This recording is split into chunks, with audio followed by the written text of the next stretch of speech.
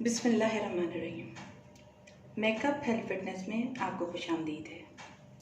आज हयात फातिमा आपके लिए लाई हैं थायराइड की एक और रेमेडी, जो कि आपको उस गोली जो खा रहे हैं वो खाते रहें, और जो बहनें या भाई खाना चाह रहे हैं उसको खाने से पहले अपने आप को ये खा के, जो मेरी थायराइड की वीडियो है उसको यूज़ करके ज़रा सा एडवांटेज उठा के देख लें, शायद आप लोग उसमें बेहतरी पाएँ। अब देखें, ये जो थायराइड की वीडियो मैंने डाली है और उस पर मैंने थोड़ा सा जो गुस्सा किया था कि एक आदमी था जो मेरी वीडियो चुरा के ले गया, जबकि उसके पास सब्सक्राइबरों की लाइन लगी हुई है। मैंने इसलिए गुस्सा किया था, ये देखें थायराइड में पहले क्या होता है, हम डॉक्टर साहब के पास जाते हैं, डॉक्टर साहब पहली बार में तो फीस लेते हैं और सिर्फ ये कहते हैं जाओ अपनी रगों से खून निकलवाओ। आपका टेस्ट होगा T3, T4 और TSH का। अब फिर वो बंदा जाता है अपनी रगों से खून निकलवाता है और फिर दोबारा आता है, डॉक्टर साहब को फीस देता है, अपनी फीस पेड करता है, और डॉक्टर साहब फिर खुशी खुशी अपनी जेब में पैसा रखते हैं और फिर कहते हैं आपको ये गोली अब खानी होगी रोज़ाना। जाके देखिए थायरोक्सिन की जो डिबिया है जो गोलियों की, उसके ऊपर देखें पॉइजन लिखा हुआ है। वो एक पॉइजन टाइप गोली है जो आपको बुरा हशर कर देती है, आपका वो खाते खाते आपका जो है ना मैदा जला देगी। मैंने इसलिए कोशिश की थी, वो गरीब आदमी अपने मैदे की रिपेयरिंग कहाँ से कराएगा, अपने और आज़ा की रिपेयरिंग कहाँ से कराएगा, जो रफ्ता रफ्ता रफ्ता रफ्ता वो साइड इफ़ेक्ट उसके आप पढ़े डब्बे के पीछे जो लिखे हुए हैं, तो आपको पता चल जाएगा वो क्या गोली है। जो बहनें जो भाई खा रहे हैं वो खाते रहें, क्योंकि वो डॉक्टर के लिंक में चले गए। लेकिन जो भाई बहन मेरे नहीं खा रहे हैं अभी और उनको आ रहा है प्रेशर, तो वो पहले इन रेमेडीज़ की तरफ आ जाएं, ताकि उनको पता रहे कि पहले खून निकलवाना पड़ेगा। क्योंकि आपको ये तो पता है ना, देखें आपको थायराइड है, अब ये हाइपोथायरिज्म है या पे आपको थायराइड है, या तो आपके जो तितली नुमा ग्लैंड होता है उससे थायराइड जो हार्मोन होता है वो ज़्यादा सिक्रिएट हो रहा है या कम सिक्रिएट हो रहा है, ये पता लगाने जाना है ना, ये तो पता है ना। मैंने तो जो दोनों चीज़ों के ऊपर अमल पैरा होगी ना चीज़, वही चीज़ डाली है। तो गोली खाना इसका हल नहीं है, इसका हल ये है इसकी राइट तरफ आओ, राइट वे की तरफ आओ। मेरी बातों को ध्यान से सुनो। इसकी राइट तरफ ये है कि पहले अपना देसी इलाज कर दो जो कुदरत ने हमें दिया है, अल्लाह ने जो चीज़ बनाई है पहले उसकी तरफ आओ। अल्लाह की चीज़ से पहले शिफा पाओ। तो दुनियावी चीज़ की हाथों में बनी हुई बड़े बड़े डॉक्टरों की या साइंटिस्ट की चीज़ से बनी हुई या जो भी ये बनाते हैं, जो दवा बनाने वाले होते हैं हमारे, उनकी हाथों में शिफा होगी, मेरे रब की दी हुई चीज़ों में शिफा होगी। तो मेरे रब की दी हुई दवाओं से शिफा पाओ। मैंने पहले इसलिए चिल्लाया था कि इसका थायराइड का इलाज जो होता है बड़ा पहले, अच्छा बात सुनो, जब हमारा खून निकलता है तो कितनी तकलीफ होती है, और इस महंगाई के दौर में कहाँ से बॉडी खून बनाएगी ये बताओ। जिगर पे लोड नहीं पड़ेगा जब खून निकलेगा। बेशक हम 2 गिलास पानी आके पी लेते हैं, खून दोबारा बन जाता है, लेकिन उन ज़ईफ़ों का क्या होगा, उन बेचारी औरतों का क्या होगा जिनको सुबह अपने घर में उठ के झाड़ू पोछा लगाना होता है, उन बच्चियों का क्या होगा जिनको सुबह होमवर्क करना होता है स्कूल का। थायराइड एक बीमारी है जो किसी को भी किसी वक्त भी हो सकती है। ये स्ट्रेस से पैदा होती है, ये हमारे खान पान की वजह से होती है, जो हम खाना पीना खाते हैं ना, ये उसकी वजह से हमारे अंदर होती है। ये कोई वायरस वाली बीमारी नहीं है जो किसी को, अल्लाह ना करे, किसी को लग गई, किसी को थी और किसी को लग गई। इसका इलाज पॉसिबल है, आम तरीके से भी पॉसिबल है। मैंने थोड़ा गुस्सा किया था मेरी बात पे, मेरे सब्सक्राइबर कहने लगे मैम आपको पता कैसे चला, ये बात मुझे बताइए कि इसी आदमी ने चुराई है। तो मैं आज सिर्फ उसी आदमी के लिए आई हूँ यहाँ पर, और मैं तुम्हें मुखातिब करके कह रही हूँ, मुझे ऐसे पता चला कि मैं बचपन से इस्तिखारे देखती हूँ, ठीक है ना। मैं अपना तारुफ देने आई हूँ सिर्फ तुम्हें, कि मेरे मुंह से जो लबों से मेरे अल्फाज निकलते हैं ना, तुम उन पर भी वीडियो बना लेते हो, और अपनी आंखों से देख कर आई हूँ। मैंने 2-4 लोग थे जिनका नाम डाला था इस्तिखारे में कि इन्होंने चुराई, इन्होंने चुराई, तो इन्होंने चुराई, मगर तुम्हारा नाम निकला उसमें इस्तिखारे में। और फिर मैंने जब जाके आंखों से देखा ना कि तुम हो, मुझे यकीन हो गया। बात सुनो, मैं ना घर में बैठी औरतें जो आती हैं ना मेरे पास फ़ोन करती हैं, मैं उनके इस्तिखारे देखती हूँ, और तुम्हें अपना तारुफ दूँ मैं कौन हूँ। मैं आम औरत नहीं हूँ, मुझे आम औरत मत समझना, मैं वो आम औरत हूँ जो एक आम औरत का ख्याल रख सकती है।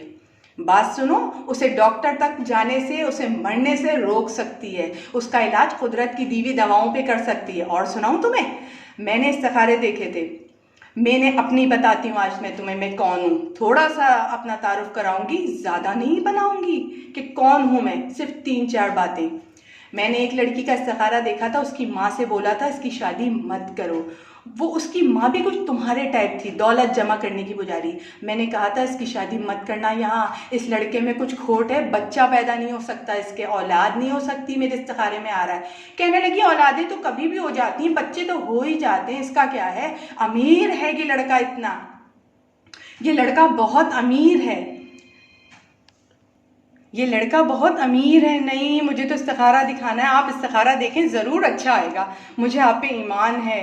तो मैंने इस्तिखारा देखा तो उसमें आया इसकी औलाद नहीं हो सकती। मैंने फिर कहा देखे, मैंने दूसरी बार भी इस्तिखारा देखा, इसकी औलाद नहीं हो सकती। आज को उन्होंने शादी कर दी है, उसकी लड़की की शादी को 4 साल हो गए और सुने उसको औलाद नहीं हुई, और इस 4 साल के बीच में उसने दूसरी शादी भी करी। और वो मेरे पास आई, बेटा वो तो मेरी बेटी को मार रहा है, बहुत पीट रहा है, कह रहा तेरे में खोटे, औलाद नहीं हो सकती है, वो दूसरी शादी कर रहा है, खुदा के लिए कुछ करो। मैंने कहा मैं कुछ नहीं कर सकती, मैं सिर्फ इस्तिखारा देखती हूँ, जो कि मैं बचपन से देखती हुई आ रही हूँ। मैंने आपको मना किया था आप इससे शादी मत कीजिए अपनी लड़की की, इसकी औलाद नहीं हो सकती। दूसरी शादी की, उस लड़के ने दूसरी शादी की और दूसरी से भी उसको औलाद नहीं हुई, दोनों को पीटता है रोजाना। अब तीसरी शादी करने जा रहा है। उसने ये नहीं सोचा कि उसमें खोट है, अब वो औरतों को ला ला के शादियां कर रहा है, क्योंकि मर्द पे तो 4 शादियां जायज़ हैं। वो जब तक 4 तक नहीं पहुंचेगा उसको अपने खोट का पता नहीं चलेगा। बहरहाल मैं उसकी बीमारी का यहाँ जिक्र नहीं करना चाहती, ना ही उसका नाम शेयर करना चाहती हूँ। मैं उसकी इस्लाह के लिए नहीं आई हूँ, मैं इंसानी फलाह के लिए आई हूँ, और ना ही मैं तेरी इस्लाह के लिए आई हूँ। बस तेरी इस्लाह के लिए इतना आई हूँ कि तू दूसरा वाक़या सुन। जब मैं छोटी थी ना, बचपन में, तो मैं जो इस्तिखारे देखती थी, मुझे ना याद नहीं होता था सवालात, मैं भूल जाती थी याद करके सवालात। तो मैं जो करती थी, इस्तिखारा देखकर सवालात याद करती थी कि अल्लाह ताला मैं ये सवाल याद करूँ, इम्तिहान में आएगा कि नहीं। यकीन जानो, खुदा की कसम, मैं जो इस्तिखारे में सवालात आते थे वो याद करके जाती थी, और वो इस्तिखारे के सवालात आ जाते थे और मेरा पेपर लग जाता था, अच्छे नंबर भी आ जाते थे, बी ग्रेड तक भी आ जाता था मेरा। मैं पढ़ाई में थोड़ी वीक थी। सुनो, ये भी बता रही हूँ तुम्हें, सच बात भी बता रही हूँ। मैं इस्तिखारे देखकर सवालात याद करती थी और टीचरें समझती थी कि मैं बड़ी काबिल हूँ। इस्तिखारे पे चलो, अल्लाह की तरफ चलो, अल्लाह तुम्हें कभी बुराई की तरफ नहीं ले जाएगा। टीचर कहती थी कितना अच्छा रिजल्ट आया बेटा, आपने कितना अच्छा पढ़ा है। मैं अपने अल्लाह से पूछ के पढ़ाई भी करती थी। मैं अपना घर का हाल बताती हूँ। मेरी अम्मी ग्रेड 18 पे ऑफिसर थी, मैं बहुत छोटी थी। अपने हाजिर नाजिर जान के कह रही हूँ, अपने अल्लाह को, एक एक बात मेरी सच है यहाँ। मैंने अपनी अम्मी से कहा, अम्मी जो अपने घर खरीदा है आप इस घर को बेच दीजिएगा। घर में जैसे ही मैंने पहला कदम रखा तो मैंने कहा अम्मी ये घर बेच दीजिएगा आप। अम्मी ने कहा, मेरी ग्रेड 18 की ऑफिसर थी ना वो, तो आप तो जानते हैं ग्रेड 18 के ऑफिसर सिर्फ अपनी मानते हैं, छोटे बच्चों की नहीं मानते। मैंने कहा अम्मी ये मुझे कुछ अजीब सा लग रहा है यहाँ, इसका पहला कदम ही रखा, मुझे अजीब सा कुछ हुआ है। अम्मी आप ये घर बेच दीजिएगा जल्द से जल्द। अम्मी ने जवाब दिया, आप मेरे पापा को, जो कि मेरे पापा मुझ पर बड़ा ईमान रखते थे, कि ये अपनी सहेलियों से बिछड़ के आई है ना, तो ये इसलिए ऐसा कर रही है, चाह रही है मैं बेचकर दोबारा वही पुराने घर में शिफ्ट हो जाऊँ। कोई बात नहीं। मैंने कुरान में इस्तिखारा देखा, उसमें बहुत बुरा आया, उसमें फिर दोबारा यही आया जो मैं कह रही थी कुरान में इस्तिखारा देखे बिना, कि अम्मी ये घर बेच दीजिएगा। मैंने फिर कहा अम्मी से, अम्मी ये घर बेच दी, अम्मी ये घर सही नहीं है। यकीन जानिए मेरे बाप का इंतकाल 1 साल के अंदर हो गया। जो इस्तिखारे में आ रहा था ये मकान बेच दो 1 साल के अंदर, यतीम का जिक्र आ रहा था कुरान में। मैंने अपनी अम्मी को भी बोला था, अम्मी इस्तिखारा बहुत बुरा आ रहा है। अम्मी कहती तुम कब से इस्तिखारे देखने हैं, तुम तो छोटी बच्ची हो, छोड़ो अभी तुम्हारी उम्र ही क्या है, 12 साल की तो हो तुम, छोड़ दो। मैंने छोड़ दिया, मगर मेरा बाप दुनिया छोड़ के चला गया। आज भी मुझे होता है, मेरी माँ कहती काश मैं बात मान लेती, उस वक़्त तो उनका सुहाग जिंदा होता। और आपको एक बात बताऊं, मेरी एक सहेली थी जिसकी अम्मी बहुत ही ज़िद्दी थी। मैंने बहुत समझाया कि मेरी सहेली की शादी यहाँ ना करो, इसकी ज़िंदगी बहुत स्ट्रेस में गुजरेगी, बहुत स्ट्रगल में गुजरेगी, ये मेरी सहेली है, रोती रहेगी, यहाँ शादी मत करो। उन्होंने कहा लड़का बहुत अच्छा है, हम नहीं छोड़ेंगे, घर भी बहुत अच्छा है, परिवार वाले भी बहुत अच्छे हैं, फैमिली बहुत अच्छी है, हम नहीं छोड़ सकते, हम करेंगे। ज़िंदगी गुजर गई आज उस बच्ची की। माँ फैसला करने वाली थी, मैं कौन थी फैसला करने वाली? मैं तो सिर्फ बता सकती थी ना, जब वो इस्तिखारे के लिए मेरे पास आई थी तो मैंने उनको सिर्फ ये बताया इसकी शादी मत करें। ज़िंदगी गुजर गई, खुदा की कसम, अल्लाह की कसम, वो लड़की इस कदर स्ट्रेस में है, इस कदर स्ट्रेस में, और इस कदर अपने जद्दोजहद में स्ट्रगल कर रही है कि और उसके हाथ में कुछ नहीं आ रहा, जद्दोजहद के बाद भी उसके हाथ में कुछ नहीं आ रहा। इतनी तकलीफ में उसकी ज़िंदगी गुजर रही है, अल्लाह की कसम कि वो सिर्फ जानती है। उसकी जो बात थी ना, अल्लाह से या तो इस्तिखारा ना देखो या उस पर अमल पैरा ना हो। मैं ये नहीं कहती कि मैं बहुत बड़ी भाई जी बहुत नमाजी परहेजगार लड़की हूँ, मैं इस्तिखारा बहुत वेल देखती हूँ। मैं सिर्फ तुझ पे तेरे लिए आई हूँ। तुझे तो पता चल गया होगा ना, तू तो जान गया होगा ना कि मैं तेरी तरफ मुखातिब हूँ। तो बात सुन, यहाँ मैं तेरा नाम भी ले सकती हूँ, मगर तेरी इज्जत रख रही हूँ कि तेरे सब्सक्राइबर चौंक जाएंगे। या अल्लाह, जिसको हमने अपना लीडर बना रखा है वो जोहला है। तू जाहिल नहीं है, तू जोहला है, जो जाहिलों की भी जमा होती है, मुरक्कब है तू जाहिलों का। ये बताने आई हूँ मैं। अपने इस्तिखारे के ज़रिए जब मैंने देखा अपनी आंखों से तो मुझे यकीन हो गया ये बहुत छोटी सी बात है जो मैंने बताई। और सुन, मेरे साथ और भी बड़ी बातें हैं, लेकिन जो बात मेरे अपनी है वो मैं तुझे शेयर कर रही हूँ। अल्लाह की कसम खा के कहती हूँ, मेरे पापा का जब इंतकाल हुआ है तो मेरे पापा जो थे वो ऑफिस में थे और वो आए भी नहीं थे, और मैं बैठी आराम से बैठी हुई थी और अपना दोपहर की चाय पी रही थी। तो शाम का वक्त था, दोपहर का भी नहीं, शाम। किसी ने कहा कल तुम्हारे घर में जो है वो तुम्हारे बाप का जनाजा होगा। मुझसे किसी ने कहा। मैंने कहा ऐसा कैसे हो सकता है, अल्लाह न करे, खुदा ना खास्ता। मैंने आपसे कहा ना मैं खुद से भी बातें करती हूँ। वो मशीन की वीडियो आप जाके देख लें, मैंने जो वीडियो में डाला है वो मैं खुद से भी बातें करती हूँ। मैंने किसको मशीन दी थी, किसको हाँ इनको मशीन दी थी मैंने, रुखसाना बीबी को मशीन दी थी मैंने। तो मैं खुद से भी बातें करती हूँ, मैं खुद से बातें नहीं करती हूँ। ये पता नहीं, मुझे खुद नहीं पता ये क्या चीज़ है मेरे साथ जो मुझे बता देती है। मैं यूट्यूब पे भी जो आई हूँ ना, इसलिए आई हूँ, मैं एक फलाह के लिए आई हूँ। कोई एक औरत जिसको मेरी ज़रूरत होगी, वो औरत दुनिया में जिसको मेरी ज़रूरत होगी, तो मैं अल्लाह के आगे सुरखरू हो जाऊंगी अपने। मैं जो ये काम कर रही हूँ ना यूट्यूब पे आकर फलाह और बहबूद का, ये जो मैं कह रही हूँ, मैं किसी गरीब के घर मशीन पहुँचाऊँगी, किसी गरीब को खुश करूँगी, ये खुश करना भी अल्लाह को पसंद है। मैं अपनी अमाल बेहतर कर रही हूँ, तू अपने अमाल में सिर्फ जायदाद बेहतर कर रहा है अपनी। और सुन मेरी बात, तू कब्रिस्तान में जाए ना तो मरते हुए अपनी बीवी से कह देना जो तेरे साथ काम करती है, मुझे पता है तेरा नाम लूँ, नहीं लूँगी अभी मैं, लेकिन मेरे मुंह ना लगना, मैं नाम ले जाऊँगी, क्योंकि मैं गुस्से की बहुत ख़राब हूँ। और ये सब लोग जानते हैं जो मुझे जानते हैं, लेकिन तू नहीं जानता था, इसलिए मैं बताने चली आई। क्योंकि तू आज फिर यही हरकत करेगा, जैसे तूने मेरे लबों की निकली हुई बात की वीडियो बना दी, और तूने जो मेरी थायराइड की वीडियो थी वो चुरा ली। वो किसी गरीब का हक था ताकि उसका खून उसकी रगों से ना निकले, उसको तकलीफ ना पहुंचे, वो अपना इलाज इन छोटी छोटी 10-10 20-20 रुपए की चीजें ला के कर ले। वो डॉक्टर को पैसे दे, उसके पास इतने पैसे नहीं होंगे, वो जाए फिर लैब में, वो जो डॉक्टर का कमीशन बना हुआ होता है उसके भी चार्जेस अदा करे, और लैब वाले को भी पैसा दे कि मेरा खून टेस्ट करो और बताओ मेरे थायराइड बढ़े हुए हैं कि घटे हुए हैं। वो पहले भी आपको दवा दे सकता है, मगर आपको दवा नहीं देता वो डॉक्टर। 2 विजिट तो करेगा ही करेगा। वो गरीब आदमी कहाँ से लाएगा जो मेहनत मजदूरी करता है। आजकल मजदूरों के पास भी ये वाले फोन हैं, मजदूर भी जागी हुई कौम में आते हैं, कोई आजकल नीच नहीं है, कोई हकीर नहीं है। मगर तू सबसे ज्यादा अपने आप को आलिम समझता है, हम सबसे ज्यादा आलिम, हम सबसे ज्यादा फाजिल, हम सबसे ज्यादा ऊंचे। अपने आप को सबसे ज्यादा अक्लमंद समझने वाले सबसे बड़े बेवकूफ, जा पूजा करवा अपने उन लोगों से जो तेरे सब्सक्राइबर हैं, उन लोगों से पूजा ना करवा जो सिर्फ अपने लिए बैठे हैं, जिनको यूट्यूब की एक भी अभी तक सैलरी नहीं आई, वो अपने पास से पैसे दे रहे हैं और अपनी फलाह बहबूद के लिए नहीं, उनकी फलाह बहबूद के लिए काम कर रहे हैं, जो सिर्फ पूछती हैं ये मशीन कितने की है, ये मेकअप कितने का है, ये किट कितने की है। मैं उन बेटियों के लिए बैठी हूँ जो जहेज में ये किटें नहीं ले जा सकती, ससुराल में बैठकर लगाएंगी तो कम से कम नंदों के सामने कुछ तो इज्जत बनेगी। मेरी भाभी ये चीज़ लाई है, मैं नंद दौड़ के जाएगी और कहेगी भाभी थोड़ा सा दे दो, मैं लगा लूंगी, मुझे अच्छा लगेगा। उससे उसके दिल में उसकी ननन की भी कदर बनेगी और ननन उसको चाहेगी। मेरे हर बात में एक लॉजिक होती है, मेरी हर वीडियो दूसरी वीडियो से टच करती भी है। मैंने हर बात अपनी पहली दूसरी तीसरी वीडियो में जाहिर कर दी कि मैं यहाँ क्यों आई हूँ। इसके पीछे सब्सक्राइबर पे बैठना नहीं है राज, इसके पीछे उस बेटी को उस घर में अच्छा मुकाम दिलाना है। जो बेटी इतना जहेज नहीं ले जाएगी उसका मुकाम नहीं बन पाएगा, तो इन छोटी छोटी चीज़ों से ये काम काज करके अपने दिल में शौहर के जगह बना लेगी, उसका शौहर उसका सहारा बन जाएगा। वो छोटी छोटी ये सब चीज़ें उसको बीमारी की हालत में देगी तो उसका शौहर उसके ऊपर पैसे लुटाएगा बनिस्बत डॉक्टरों के। जब वो खुद बीमार होगी तो वो अपना खुद इलाज कर पाए। हाँ, कोई अल्लाह ना करे खुदा ना खासा बड़ी बीमारी का शिकार है तो वो जाए डॉक्टरों के पास, लेकिन छोटी छोटी बीमारियों के लिए खून मत निकलवाओ अपनी रगों से।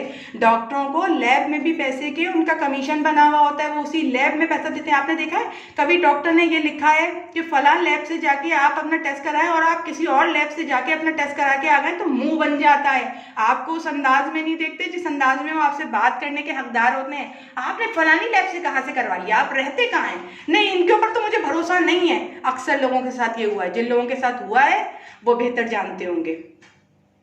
लेकिन तुझे तो अच्छी तरह पता चल गया होगा ना कि मैं तेरे बारे में बात कर रही हूँ, तो नाम लेने की तेरा जरूरत नहीं है।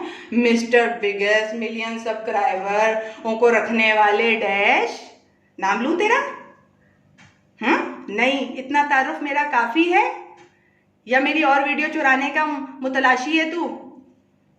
मेरी वीडियो मत चुराना, इससे भी बड़ा तारुफ है जो मैंने अभी कराया नहीं है। अभी सिर्फ इतना कराया है कि मैं इस्तिखारे पे चलती हूँ। अगर फ्रिज का भी इस्तिखारा मना आता है कि फला कंपनी का फला ब्रांड का मत लो, हालांकि वो बड़ी हिट लिस्ट पर है, रिलायबल है, मत लो, तो मैं नहीं लेती, मैं दूसरी तरफ चली जाती हूँ, दूसरा ले लेती हूँ। मैं उसमें की हूँ। और जो लोग इस्तिखारा अल्लाह से पूछ के नहीं मानते, फिर उनका हाल अल्लाह जाने और मेरा हाल भी अल्लाह जाने। एक बात बता दूं, कब्र में ATM मशीन ज़रूर लगवा के जाना अपनी, ताकि रात को कब्रिस्तान में 12 बजे के बाद तुम उठ के शॉपिंग कर सको। फलाने मुर्दे के दांतों पे सेल लगी हुई है, जल्दी से हड्डियां बटोर लूँ, अच्छे अच्छे दांत भी हैं उसके पास, क्योंकि तुम्हारी तो हड्डियां कब्र ऐसी दबा दबा के फिशारे खबर होगा तुम पे, तो तुम तो चकनाचूर हो जाओगे। रातों रात शॉपिंग की जरूरत पड़ेगी। ATM मशीन जरूर लगा के जाना अपनी कब्र में। और कफन सोने का पहनना, ताकि जब फरिश्ते आए तो नोच के तुम्हारे बदन से उतारें, उनको पता चल जाए तुमने कितना खून पिया हुआ है मासूम सब्सक्राइबरों का। अपने सब्सक्राइबरों पे बैठे हुए हो, मेरे दिमाग से खेलने की कोशिश ना करो। अगर मेरे पास सब्सक्राइबर नहीं है कि इसकी वीडियो चुरा लेता हूँ अपने सब्सक्राइबरों में डाल देता हूँ, तो अगर ईमानदार हो ना तो वीडियो मत चुराना। और बड़े पापी हो और तुम में इतना ज़र्फ है अपना बात कबूल करने का, तो बोलो ये हयात फातिमा की वीडियो मैं चुरा के लेकर आया हूँ। मैं हूँ एक चोर जो वीडियो चुरा चुरा के आप लोगों के लिए डालता हूँ, और आप हैं सबसे बड़े बेवकूफ़ मेरे सब्सक्राइबर हूँ जो मेरे पास आ जाते हैं, क्योंकि मैं जौहला हूँ, जौहला का मुरक्कब हूँ मैं, और वीडियो डाल देता हूँ। मेरा पीछा छोड़ दो, मैं सिर्फ गरीबों के लिए बैठी हूँ, मेरी वीडियो मत चुराओ। मेरे देख, तू ये देख, तेरे लिए बैठी हूँ ना, आज तेरे लिए आई हूँ, तू सिर्फ इतना समझ ले, मेरे सब्सक्राइबर अभी आए नहीं हैं जिनके लिए मैं लड़ रही हूँ तुझसे, क्योंकि ये मेरे सब्सक्राइबरों का हक है, वो मेरे तो फैल फायदा पाए, उनके लिए मैं इतना लड़ रही हूँ जो मेरे सब्सक्राइबरों का हक है। तो सोच, जब वो आ जाएंगे तो मैं कितनी तेरी धज्जियां बिखेरूंगी, तेरी इज्जत की पुर्जे पुर्जे हो जाएंगे, समेट समेट कर ना, तेरी और तेरी फीमेल जो तेरे साथ काम करती है हशर हो जाएगा, साथ में नशर हो जाएगा तू अपने नाम के साथ। आइए अब रेमेडी की तरफ लौट चलते हैं मेरे दोस्तों। तो थायराइड की रेमेडी है, देखिए इतनी सी, जो मेरे व्यूवर्स हैं वो देखें, देखने वाले सब खुश रहें, आबाद रहें, और इसी तरह रेमेडी से फैजियाब होते रहें। देखें, थायराइड एक मूजी मर्ज़ है जो कि ये तमाम आज़ा पे लोड देता है, हमारे बदन में हमारे आज़ा को बहुत तकलीफ़ देता है। ये इसका सही होना ज़रूरी है। इसी की वजह से औलाद नहीं पैदा हो सकती है, इसी की वजह से PCOD भी हो जाते हैं, इसी की वजह से फीमेल बिल्कुल बैठ जाती है, काम नहीं कर पाती, अपने मियाँ से प्यार से बात नहीं कर पाती, उसका मूड ख़राब रहता है, उसकी वजह से उसका मियाँ भी उससे चिड़ा चिड़ा रहता है। अगर मैन को हो जाए तो मैन अपनी पावर खो देते हैं, फीमेल से अच्छी तरह बात नहीं कर पाते हैं। जैसे कि आप समझ रहे हैं मैं क्या कहना चाह रही हूँ, वो सही नहीं है उनके लिए। लिहाजा छोटी छोटी चीज़ों को अपनाइए और अपनी ज़िंदगी में दोबारा खुशियाँ भरिए और एक अच्छा जीवन बिताइए, अपनी अच्छी ज़िंदगी बनाइए, अल्लाह की बनाई हुई चीज़ों की तरफ आइए। तो आइए मैं बताती हूँ। देखें, इतनी सी जो है कलौंजी और इतनी ही मिकदार में सौंफ और इतनी ही मिकदार में ज़ीरा लेना है, ठीक है?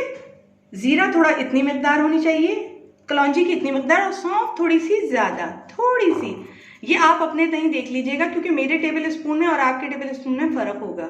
तो आप आंखों से देख लें। बहुत अच्छे सब्सक्राइबर्स आएंगे मेरे पास, बहुत अच्छे व्यूवर्स हैं जो बहुत माशाल्लाह अक्लमंद हैं, वो समझ जाते हैं कि कितना लेना है। तो इतने को लेकर 2 गिलास पानी में चढ़ा दीजिए, और चढ़ाने के बाद जब वो कप इतना रह जाए कि आप उसे 3-4 घूंट में पी जाएं, बगैर शहद मिलाए तो ज़्यादा बेहतर है। शहद क्योंकि आजकल ओरिजिनल आ नहीं रहा है, मैं आपको बताऊं बहुत ख़राब आ रहा है, तो वो चीनी मिला हुआ आ रहा है। चीनी मत खाइएगा। थायराइड में बर्गर, पिज़्ज़ा, चीनी की बनी हुई जितनी भी चीज़ें हैं सब और थायराइड को ख़राब ले जाती हैं। ख़राब हालत में मतलब जिसका जो हार्मोन लेवल है ज़्यादा है, सिक्रेट ज़्यादा हो रहा है ग्लैंड से उसके हार्मोन्स का, वो ज़्यादा और होने लगेगा, और जिसका कम हो रहा है उसका और अजीब हो जाएगा। ये वर्क होने लगता है, उल्टा सीधा होने लगता है। ये उल्टा सीधा हुआ, आपको सर्दी लगेगी, आपको बहुत सर्दी लगने भी लग जाती है, गर्मी भी लगती है और बाद वक़्त सर्दी भी लगने लग जाती है। ये थायराइड के और भी सिम्टम्स है जो मैं आपको बातों बातों में अपनी वीडियो में बताती जाऊंगी। पहले मैंने बता दिया। और देखिए, मशरूम ज़्यादा से ज़्यादा खाइए, प्याज खाइए इसके साथ, ये थायराइड को बेहतरी की तरफ ले जाएंगे। आपको अगर कहेंगे मैं मशरूम की आपको बहुत प्यारी सी वेजिटेबल भी बनाना बता दूंगी मशरूम्स की। बहुत इजी होता है, बहुत सस्ती बन जाती है। रोटी से मशरूम खा लीजिए।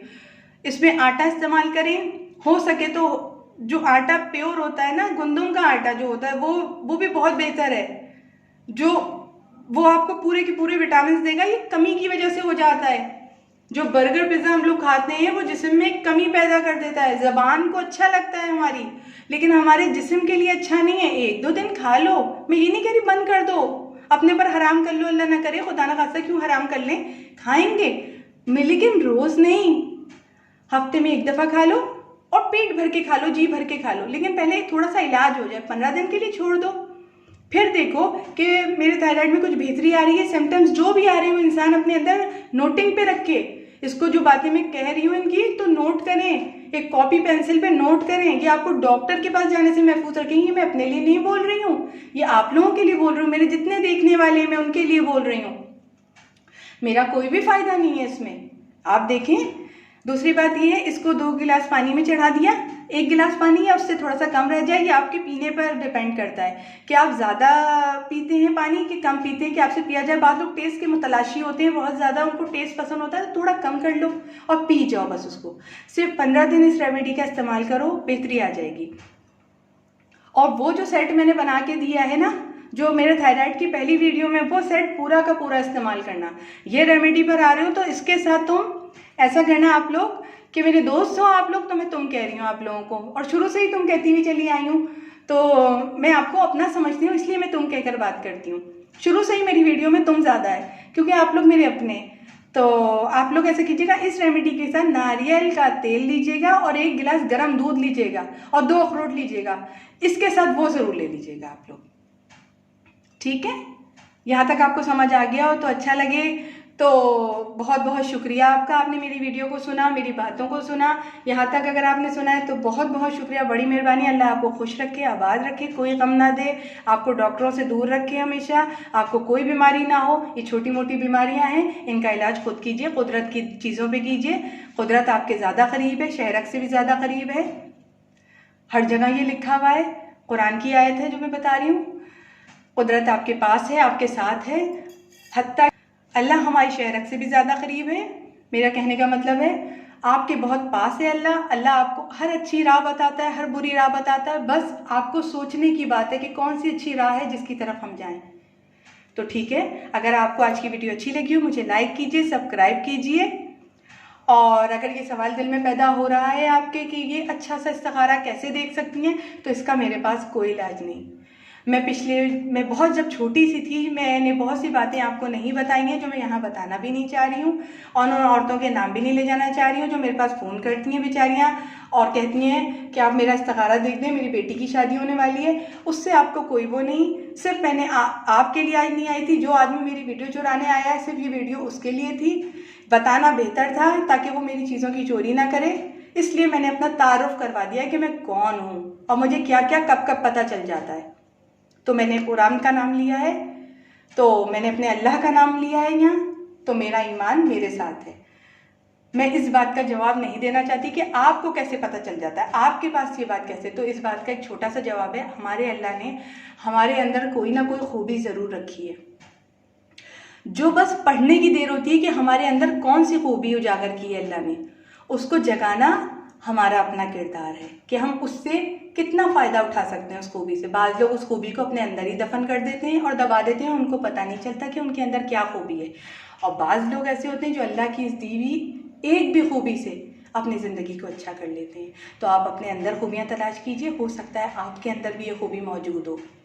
आप भी अल्लाह के पास जाइए, देखिए, नेक नियत से जाइए, अल्लाह को अपने दिल में बिठा लिए तो आपको भी पता चल जाएगा सबके दिलों में अल्लाह है। और अल्लाह से बात कीजिए तो अल्लाह आपको खुद बताएगा फ़लानी चीज़ अच्छी है और फ़लानी चीज़ अच्छी नहीं है। खुद आपके दिल में ये मशवरे आने लगेंगे। तो मैं उसी मशवरे पे ज़िंदा हूँ, अपने इस्तिखारों पे ज़िंदा हूँ। मैंने खुद अपनी 4 दोस्तों का इलाज किया है जो मर रही थी, जिनके मियाँ उनसे मुँह मोड़े हुए थे। हत्ता कि मेरी एक दोस्त को तलाक़ तक होने वाली थी, लेकिन अल्लाह का शुक्र है आज भी उसकी ज़िंदगी में उसका मियाँ ऐसे पलट के आया है जैसे कोई बादल पलट के बरसने चला आए रेगिस्तानी ज़मीन पर और वो सैराब हो जाए। इतना चाहता है माशाल्लाह वो उसे, जिसकी कोई इंतहा नहीं। अपनी दोस्त की आप बीती है वो बता रही हूँ, जो मेरे वजह से उसकी ज़िंदगी में वापस आई। लेकिन उसने मेरी बातों पे अमल किया, मेरी बातों पे ये नहीं कहा कि अल्लाह तुम इस्तिखारा देख रही हो, ऐसे पागल क्यों हो तुम, अल्लाह नहीं तुम तो ऐसे ऐसी बातें करती हो, ऐसे ऐसे करती हो, या फिर नेल पॉलिश लगा लेती हो, तुम्हारा इस्तिखारा कैसे कबूल हो सकता है। तो इस्तिखारा तो किसी का भी कबूल हो सकता है। इंसान वो है जो अगर बुरा भी हो ना और मरते हुए किसी बीमार कुत्ते के मुंह में अगर वो मर रहा हो ना और 2 कतरे पानी पिला दे तो अल्लाह वो भी अमाल लिख लेता है उस गुनाहगार के नेमाए अमाल में, और उसको उसका भी सिला उसके मरने के बाद मिलता है। ये याद रखिएगा, हमारी एक एक करनी का सिला ना अल्लाह नोट कर रहा है। कुछ लोग ये देख लेते हैं कि हमारी किडनी का सिला हमें यहाँ नहीं मिला, हमने तो इतनी दुआएं की थी जी यहाँ नहीं मिला, लेकिन आपको एक दिन ज़रूर पता चल जाएगा उस किडनी का सिला आपको कब अल्लाह ने दे दिया था। बस अपने आप को झंझोड़ने की देर है। थोड़ा सा अपने लिए टाइम निकालिए, सोचिए कहाँ कहाँ आपके अल्लाह ने मदद की, कहाँ कहाँ आप गलत फ़ैसला लेने वाले थे जो अल्लाह ने आपको सिखा के सही फ़ैसला अता किया, कहाँ कहाँ अल्लाह ने आपकी ज़िंदगी बचाई है, कहाँ बड़े हादसात हो जाते हैं वहाँ से अल्लाह ने आपको सेव किया। तो आज की वीडियो के लिए सिर्फ इतना ही। इजाज़त चाहती हूँ। अल्लाह हाफ़िज़, खुदा हाफ़िज़। मगर जाते हुए फिर से मुझे लाइक कीजिए, सब्सक्राइब कीजिए और लाइक के बटन पे ज़रूर क्लिक कीजिए ताकि मुझे पता चले आपने मुझे लाइक किया है मेरी बातों को। और बेल बटन पे क्लिक करना मत भूलिए ताकि मेरी बातें और मेरी रेमेडीज़ आप तक जल्द से जल्द पहुँच सकें। अल्लाह हाफ़िज़। ये देखें, इस तरह से मैंने चढ़ा दिया है, बस ये इस तरह के लुक में आएगा पानी। इसको थोड़ा सा और कम कीजिएगा और ये बन जाएगा। और एक बात और जो मैं आपको बता दूँ, इसको ऐसे करके छान लीजिएगा। देखें देखें, ये देखें, बेहतरीन ये आपका ड्रिंक तैयार है। देखें इस शेप में, इस शक्ल में, सॉरी, ये लिक्विड जो तैयार होगा इस तरह का होगा। इसका महलूल जो भी आप नाम दें इसको, इसका ड्रिंक कैसे तैयार होगा, बाहर मैं इसको ड्रिंक कहती हूँ, इसका ड्रिंक कैसे तैयार होगा। देखिए इतना मैं बना दिया आपके लिए कि आप इस तरह का कर लें। और देखिए, और एक बात और, बहुत से सवाल आएंगे जिनका मैं जवाब दे दूँ। बुरोफीन खाने का तरीका एक ही होता है, बुखार में बुरोफीन ही खाई जाती है, और एक गाय को भी बुरोफीन या भैंस को भी बुरोफीन ही खिलाई जाती है। मगर तबेले वाला जानता है वो कि भैंस को बुरोफीन किस तरह खिलाई जाती है, और इंसान को बुरोफीन खिलाने का तरीका अलग होता है। ठीक है ना। मैंने ये बताया है इसलिए कि कलौंजी, सौंफ और ज़ीरा, जिसमें से ज़ीरा गर्म है, कलौंजी गर्म है, सौंफ ठंडी है, और सौंफ किस मकदार में लेनी है और कलौंजी किस मकदार में लेनी है, ज़ीरा किस मकदार में लेना है, वो भी मैंने आपको डिफाइन कर दिया, बता दिया है। तो उम्मीद है आपको ये वीडियो अच्छी लगी होगी और समझ आई होगी कि मैंने एक एक चीज़ आपको बताई है और कैसे बताई है। तो याद रखिएगा, इंसान को बुरोफीन खिलाने का तरीका अलग है और भैंस को बुरोफीन खिलाने का तरीका अलग है। बात समझ में आ गई हो जिनकी, उनके लिए काफ़ी है ये बात, मेरी खुशी की बात है। और जिनको समझ में नहीं आई वो बार बार देखिए इस वीडियो को। शुक्रिया।